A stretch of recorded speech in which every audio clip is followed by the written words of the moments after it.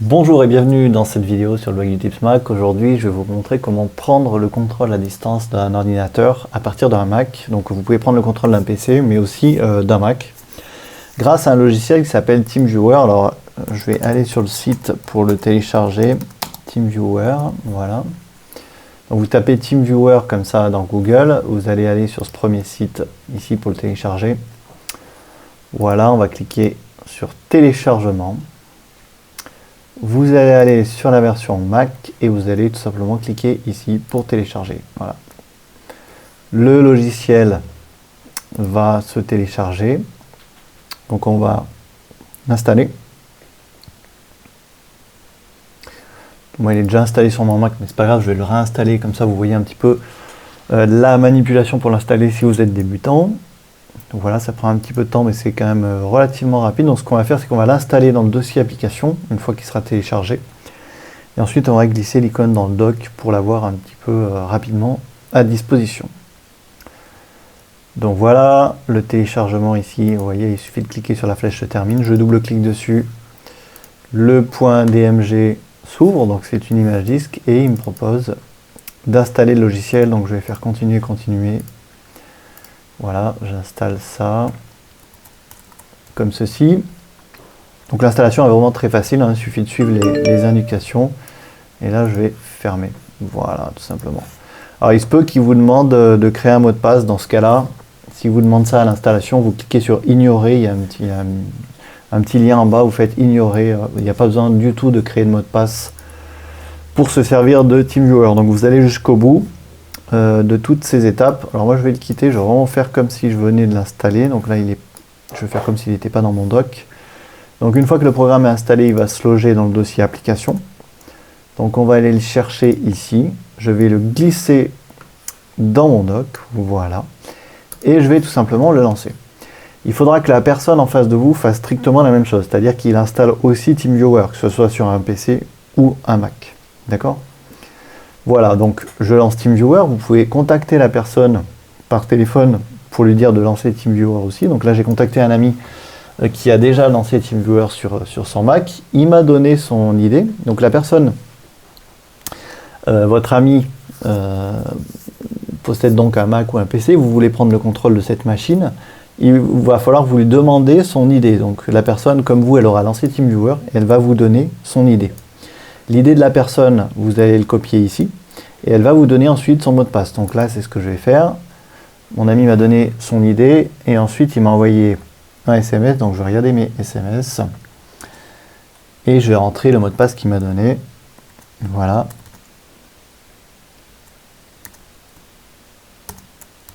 Et je vais cliquer sur se connecter, vous allez voir tout de suite que je vais prendre immédiatement le contrôle de sa machine.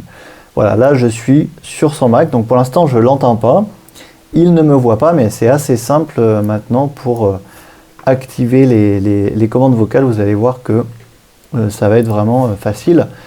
Alors pour qu'il puisse m'entendre, en fait, je vais aller ici, audio et vidéo, et je vais cliquer sur démarrer le mode audio. Vous voyez qu'il y a une petite fenêtre qui apparaît à droite. Donc là, normalement, vous cliquez ici sur microphone muet, et la personne, normalement, devrait vous entendre.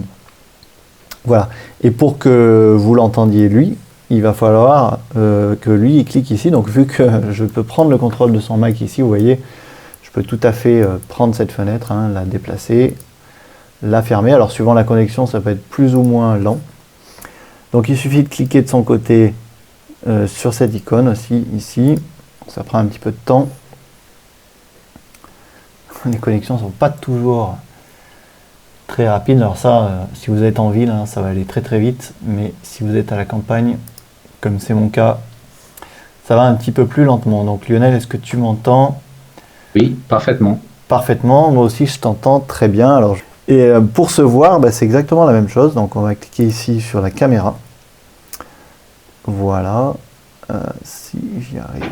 Voilà, il suffit de cliquer sur la petite caméra ici. Donc là, Lionel va me voir. Vous voyez, on voit son ordinateur, il me voit.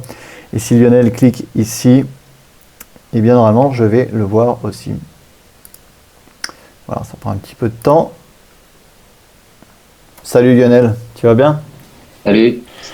Magnifique. Oui, ça va. Ben voilà, je peux te dépanner. Quel est ton problème sur ton Mac? Pas de problème particulier? Non, non, pas de problème, je t'entends. Là, j'ai même mis le casque directement branché sur l'ordi, donc je t'entends dans le casque. Super, donc vous voyez là, je peux prendre le contrôle de son ordinateur et le dépanner s'il a un souci. Donc j'ai vraiment accès à tout. Je peux lancer Safari, je peux aller ici dans le menu Pomme, dans les préférences système, et je peux faire toutes les manipulations que je veux à distance, évidemment, s'il me le permet. S'il lâche, il faut lui dire de lâcher la souris. Ou alors lui aussi peut manipuler. Hein. Lionel, est-ce que tu peux par exemple, toi, fermer par exemple les préférences système avec ta souris, voilà.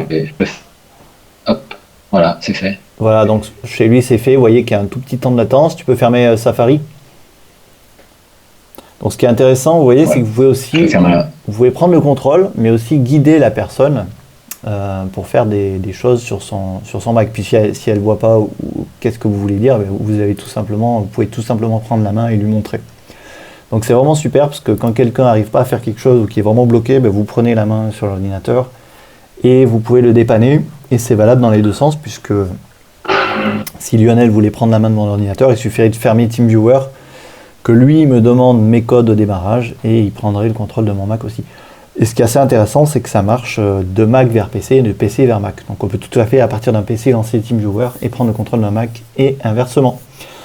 Voilà, Lionel, merci. À bientôt. Merci d'avoir participé à ce petit tutoriel. À bientôt.